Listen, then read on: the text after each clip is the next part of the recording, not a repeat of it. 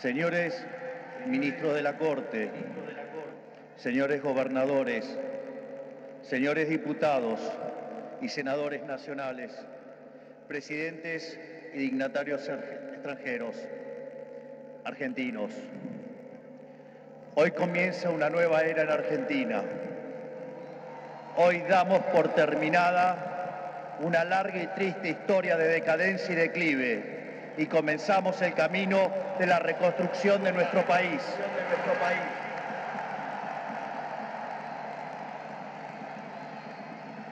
Los argentinos, de manera contundente, han expresado una voluntad de cambio que ya no tiene retorno. No hay vuelta atrás.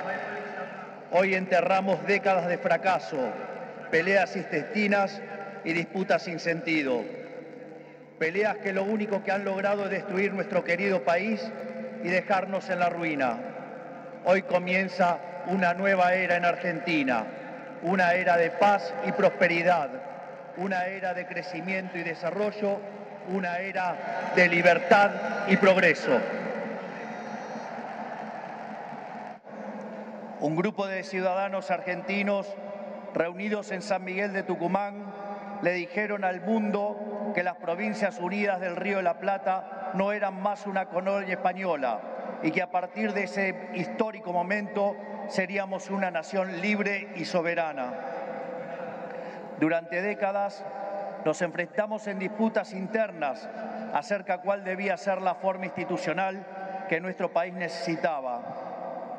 En 1853, luego de 40 años de haber declarado la independencia, bajo el auspicio de un pequeño grupo de jóvenes idealistas que hoy conocemos como la generación del 37, decidimos abrazar las ideas de la libertad.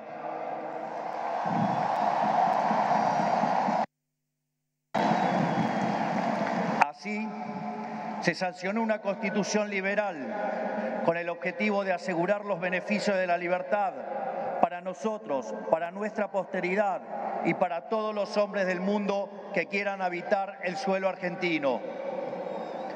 Lo que vino después de la sanción de esa constitución de fuerte raigambre liberal fue la expansión económica más impresionante de nuestra historia. De ser un país de bárbaros enfrascados en una guerra sin cuartel, pasamos a ser la primer potencia mundial. Para principios del siglo XX éramos el faro de luz de Occidente. Nuestras costas recibían con brazos abiertos a millones de inmigrantes que se escapaban de una Europa devastada en búsqueda de un horizonte de progreso. Lamentablemente, nuestra dirigencia decidió abandonar el modelo que nos había hecho rico y abrazaron las ideas empobrecedoras del colectivismo.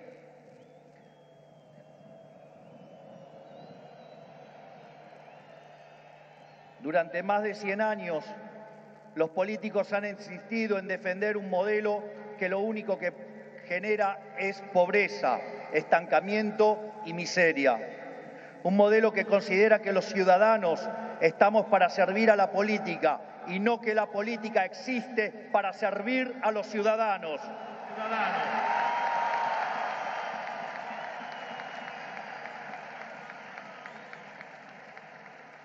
Un modelo que considera que la tarea de un político es dirigir la vida de los individuos en todos los ámbitos y esferas posibles. Un modelo que considera al Estado como un botín de guerra que hay que repartir entre los amigos. Señores, ese modelo ha fracasado. Ha fracasado en todo el mundo, pero en especial ha fracasado en nuestro país. Así como la caída del muro de Berlín marcó el final de una época trágica para el mundo, estas elecciones han marcado el punto de quiebre de nuestra historia.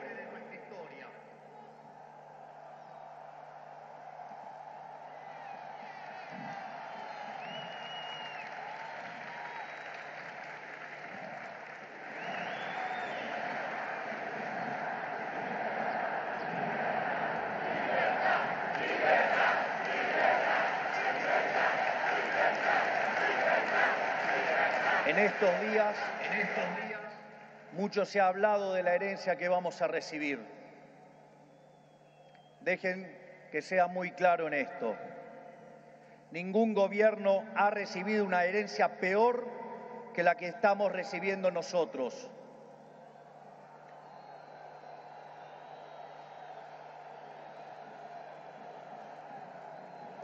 El kirchnerismo, que en sus inicios se jactaba de tener superávit gemelos, esto es, superávit fiscal y externo, hoy nos deja déficit gemelos por 17% del PBI.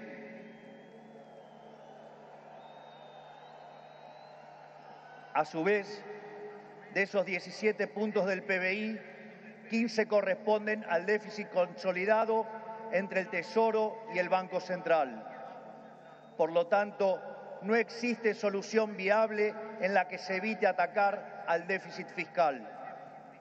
Al mismo tiempo, de esos 15 puntos de déficit fiscal, 5 corresponden al Tesoro Nacional y 10 al Banco Central, por lo que la solución implica, por un lado, un ajuste fiscal en el sector público nacional de 5 puntos del PBI, que a diferencia del pasado, caerá casi totalmente sobre el Estado y no sobre el sector privado.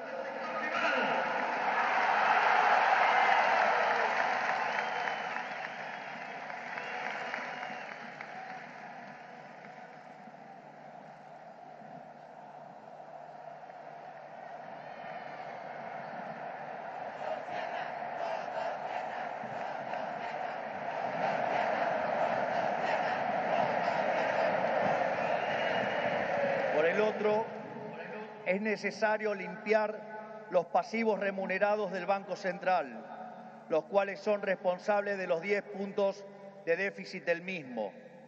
De esta manera, se pondría fin a la emisión de dinero y con ello a la única causa de la inflación empíricamente cierta y válida en términos teóricos.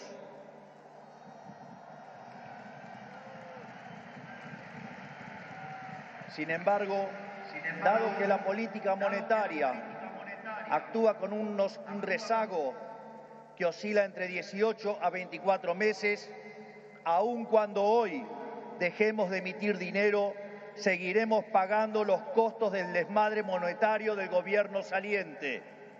Haber emitido por 20 puntos del PBI, como se hizo en el gobierno saliente, no es gratis. Lo vamos a pagar en inflación. A su vez, el cepo cambiario, otra herencia de este gobierno,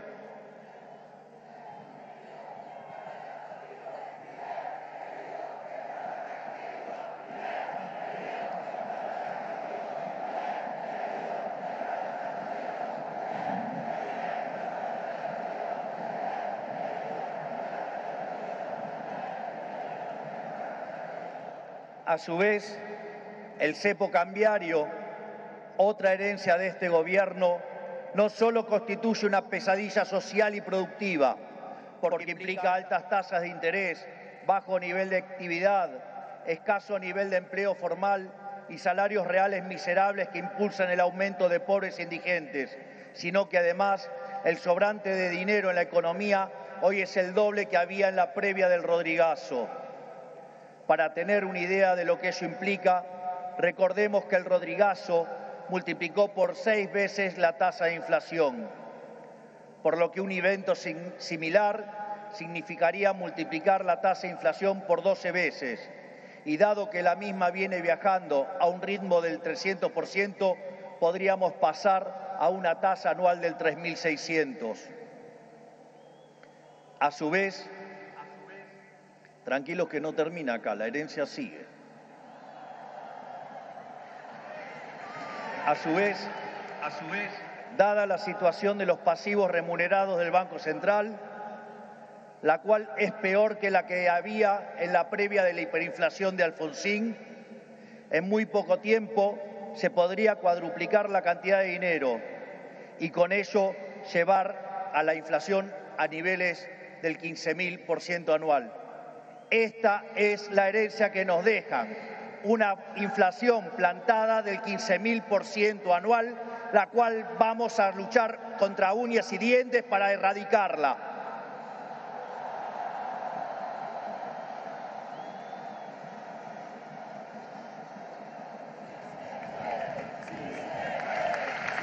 Es más, este número, que parece un disparate, quiero que sepan que implica una inflación del 52% mensual, mientras que hoy mismo ya viaja a un ritmo, de acuerdo a estimaciones privadas, que oscilan entre el 20 y el 40% mensual para los meses entre diciembre y febrero.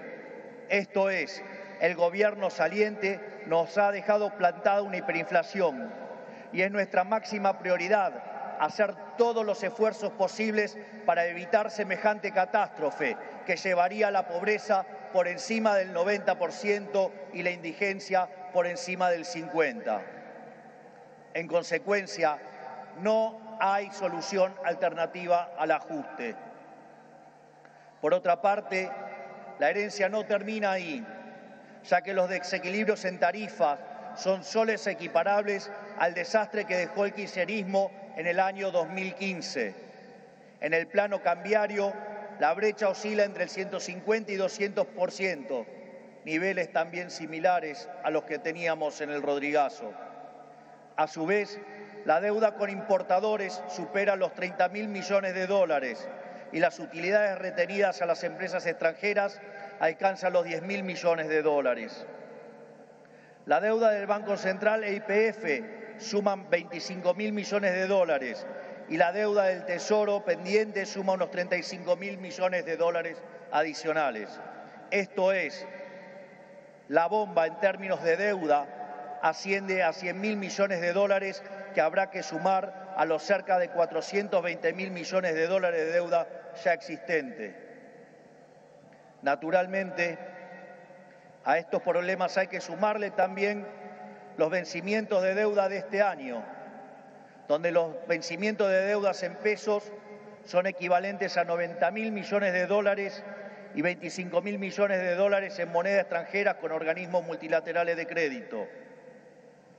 Sin embargo, con mercados financieros cerrados y el acuerdo con el FMI caído por los brutales incumplimientos del gobierno saliente, el rollover de deuda es por demás desafiante aún para el mítico cíclope.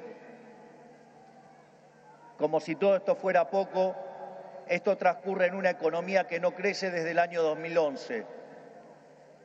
Y en línea a lo anterior, el empleo formal en el sector privado se mantiene estancado en 6 millones de puestos de trabajo, llegando a la locura que el mismo es superado en un 33% por el empleo informal.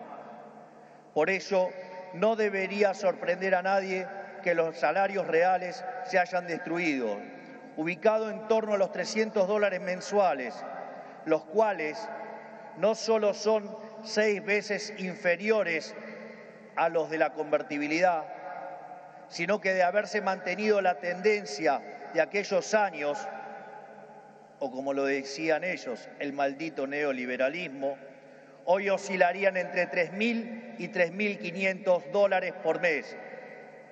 Nos han arruinado la vida, nos han hecho caer por 10 veces nuestros salarios. Por lo tanto, tampoco nos debería sorprender que el populismo nos esté dejando 45% de pobres y 10% de indigentes. Luego de dicho cuadro de situación, que a todas luces parece irremontable, debe quedar claro que no hay alternativa posible al ajuste. Tampoco hay lugar a la discusión entre shock y el gradualismo. En primer lugar, porque desde el punto de vista empírico, todos los programas gradualistas terminaron mal, mientras que todos los programas de shock, salvo el de 1959, fueron exitosos. En segundo lugar, porque desde el punto de vista teórico, si un país carece de reputación, como lamentablemente es el caso de Argentina, los empresarios no invertirán hasta que vean el ajuste fiscal, haciendo que el mismo sea recesivo. En tercer lugar, y no por ello menos importantes, para hacer gradualismo es necesario que haya financiamiento. Y lamentablemente, tengo que decírselos de nuevo, no hay plata.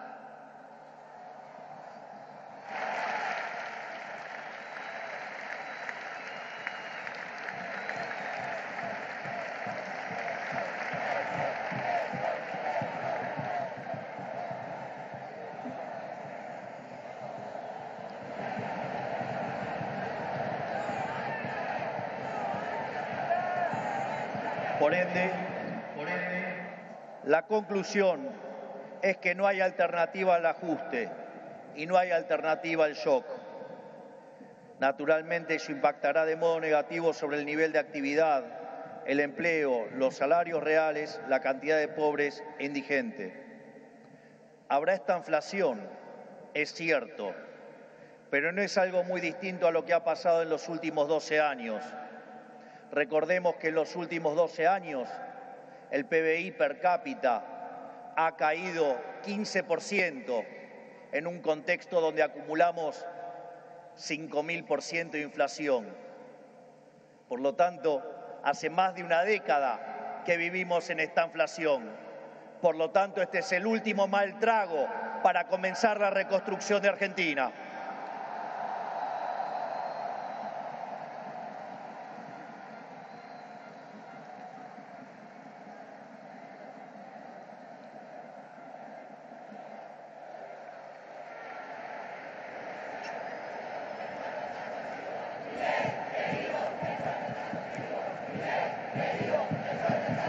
A su vez, luego del reacomodamiento macro que vamos a impulsar, el cual será menos doloroso cuanto mayor sea la caída del riesgo país y cuanto mejor sea nuestra contención desde el Ministerio de Capital Humano, la situación comenzará a mejorar. Esto es, habrá luz al final del camino.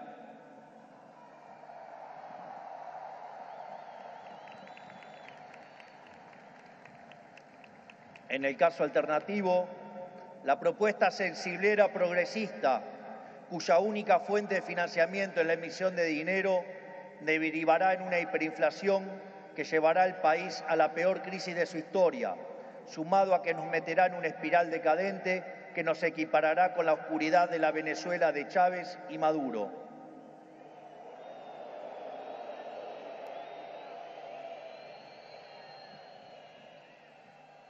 Por lo tanto, luego de semejante cuadro de situación, no pueden quedar dudas que la única oposición posible es el ajuste, un ajuste ordenado y que caiga con toda su fuerza sobre el Estado y no sobre el sector privado.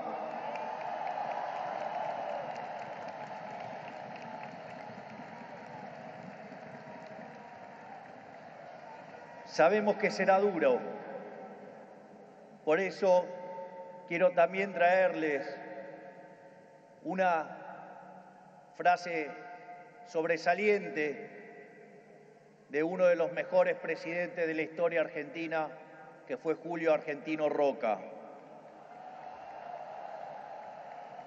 Nada grande, nada estable y duradero se conquista en el mundo cuando se trata de la libertad de los hombres y del engrandecimiento de los pueblos, si no es a costa de supremos esfuerzos y dolorosos sacrificios. Pero nuestros desafíos no terminan solamente en el plano económico. El nivel de deterioro de nuestro país es tal que abarca todas las esferas de la vida en comunidad. En materia de seguridad, Argentina se ha convertido en un baño de sangre. Los delincuentes caminan libres mientras los argentinos de bien se encierran tras las rejas. El narcotráfico se apoderó lentamente de nuestras calles, a punto tal que una de las ciudades más importantes de nuestro país ha sido secuestrada por los narcos y la violencia. Nuestras fuerzas de seguridad han sido humilladas y maltratadas durante décadas. Han sido abandonados por una clase política que le ha dado la espalda a quienes nos cuidan. La anomia es tal que solo el 3% de los delitos son condenados. Se acabó con el siga-siga de los delincuentes.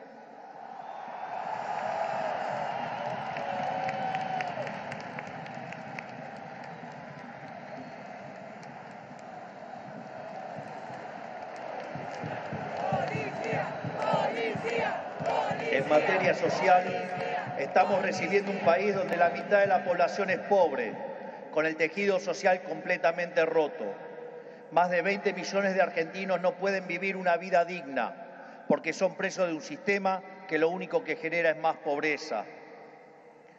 Como dice el gran Jesús Huerta de Soto, los planes contra la pobreza generan más pobreza. La única forma de salir de la pobreza es con más libertad.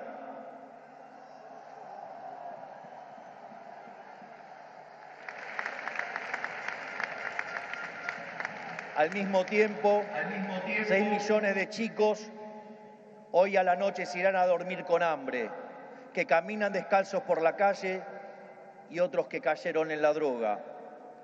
Lo mismo ocurre en materia educativa. Para que tengan idea del deterioro que vivimos, solo el 16% de nuestros chicos se reciben en tiempo y forma en la escuela. Solo el 16%. Solo 16 de cada 100. Es decir, que el 84% de nuestros chicos no termina la escuela en tiempo y forma. A su vez, el 70% de los chicos que sí terminan la escuela no pueden resolver un problema de matemática básica o comprender un texto. De hecho, en las últimas evaluaciones PISA, la Argentina se encuentra en el puesto 66 de 81 y séptima en América Latina, siendo que Argentina fue el primer país en terminar con el analfabetismo en el mundo. Si se levantara Sarmiento y viera qué hicieron de la educación.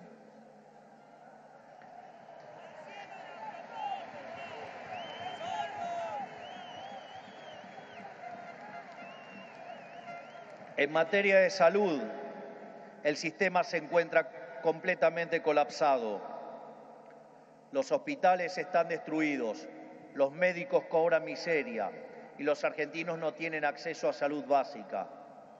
Tan es así que durante la pandemia, si los argentinos hubiéramos hecho las cosas como la media de los países del mundo, hubiéramos tenido 30.000 muertos. Pero gracias al Estado Te Cuida y su ineficiencia, 130.000 argentinos perdieron la vida.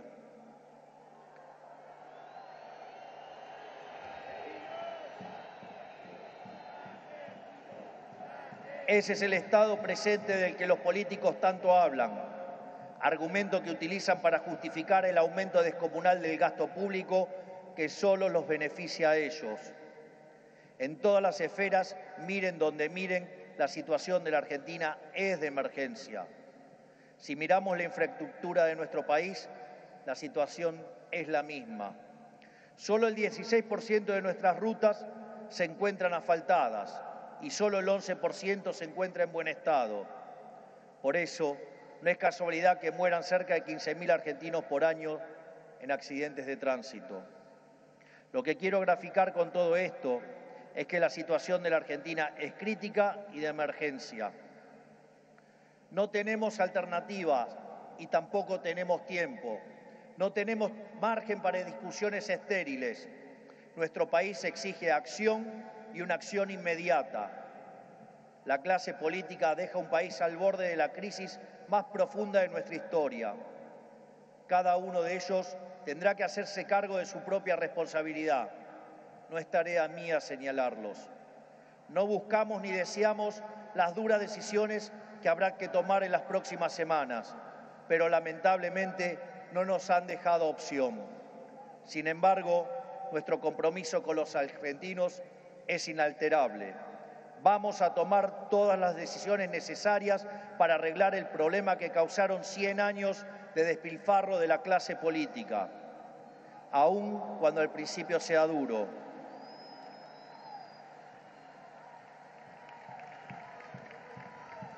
Sabemos que de corto plazo la situación empeorará, pero luego veremos los frutos de nuestro esfuerzo, habiendo creado las bases de un crecimiento sólido y sostenible en el tiempo. También sabemos que no todo está perdido. Los desafíos que tenemos son enormes, pero también lo es nuestra capacidad para superarlos. No va a ser fácil, 100 años de fracaso no se deshacen en un día, pero un día empieza y hoy es ese día.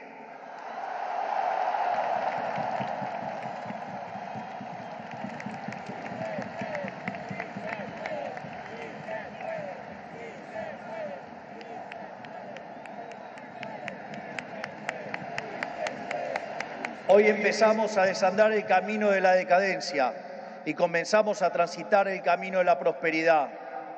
Tenemos todos para ser el país que siempre soñamos. Tenemos los recursos, tenemos la gente, tenemos la creatividad y, mucho más importante, tenemos la resiliencia para salir adelante. Hoy volvemos a abrazar las ideas de la libertad, esas ideas que se resumen en la definición del liberalismo de nuestro máximo prócer de las ideas de la libertad, el profesor Alberto Venegas Lynch, hijo, que dice: el liberalismo es el respeto irrestricto del proyecto de vida del prójimo, basado en el principio de no agresión, en defensa del derecho a la vida, a la libertad y a la propiedad, cuyas instituciones fundamentales son la propiedad privada, los mercados libres de intervención estatal, la libre competencia, la división del trabajo y la cooperación social. En esa frase de 57 palabras está resumida la esencia del nuevo contrato social que eligieron los argentinos.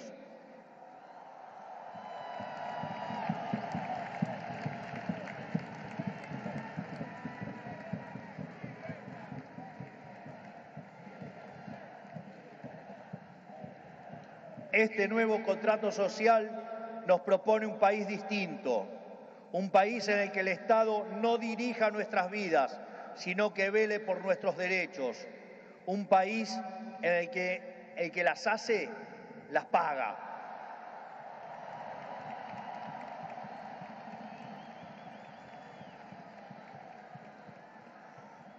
Un país en el que quien corta la calle violando los derechos de sus conciudadanos no recibe la asistencia de la sociedad. Puesto en nuestros términos, el que corta no cobra.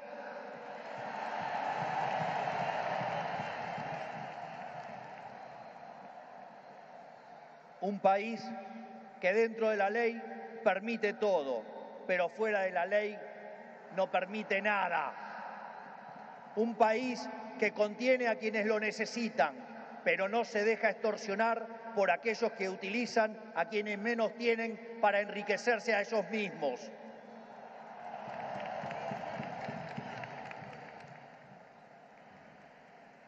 En cuanto a la clase política argentina, quiero decirles que no venimos a perseguir a nadie, no venimos a saldar viejas vendetas, ni a discutir espacio de poder.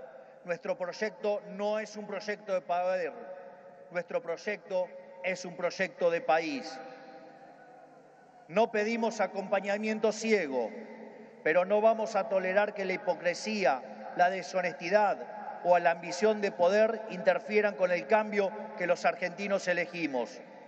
A todos aquellos dirigentes políticos, sindicales y empresariales que quieran sumarse a la nueva Argentina, los recibimos con los brazos abiertos.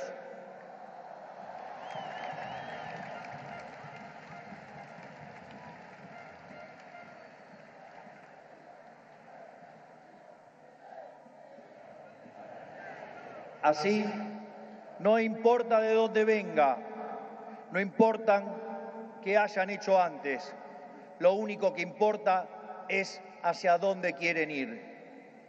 Aquellos que quieren utilizar la violencia o la extorsión para obstaculizar el cambio, les decimos que se van a encontrar con un presidente de convicciones inamovibles, que utilizará todos los resortes del Estado para avanzar en los cambios que nuestro país necesita. No vamos a claudicar, no vamos a retroceder, no nos vamos a rendir. Vamos a avanzar con los cambios que el país necesita, porque estamos seguros que abrazar las ideas de la libertad es la única manera en la que podremos salir del pozo en el que nos han metido.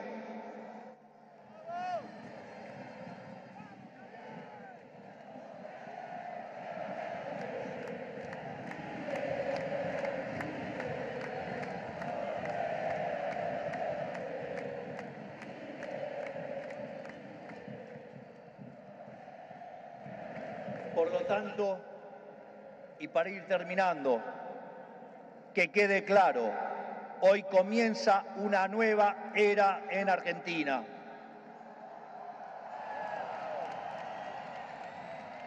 El desafío que tenemos por delante es titánico, pero la verdadera fortaleza de un pueblo se mide en cómo enfrenta los desafíos cuando se presentan. Y cada vez que creemos que nuestra capacidad para superar esos desafíos ha sido alcanzada, miramos al cielo y recordamos que esa capacidad bien podría ser ilimitada. El desafío es enorme, pero lo afrontaremos con convicción. Trabajaremos sin descanso y llegaremos a destino. No es casualidad que esta inauguración presidencial ocurra durante la fiesta de Hanukkah, la fiesta de la luz, ya que la misma celebra la verdadera esencia de la libertad. La guerra de los macabeos es el símbolo del triunfo de los débiles por sobre los poderosos, de los pocos por sobre los muchos, de la luz por sobre la oscuridad, y sobre todas las cosas, de la verdad por sobre la mentira. Porque ustedes saben que prefiero decirles una verdad incómoda antes que una mentira confortable.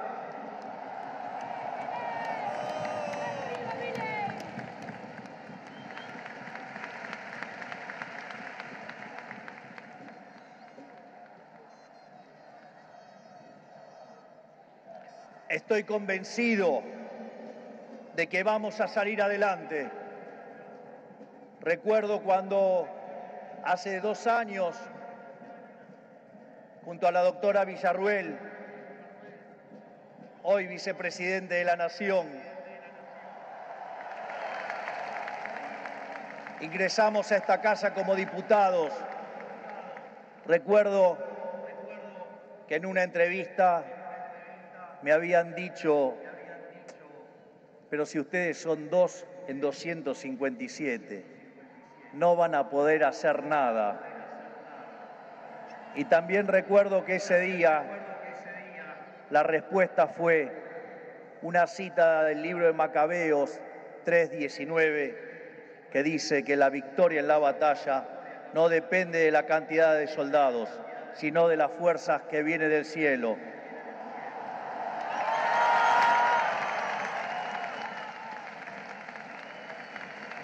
Por lo tanto, Dios bendiga a los argentinos y que las fuerzas del cielo nos acompañen en este desafío.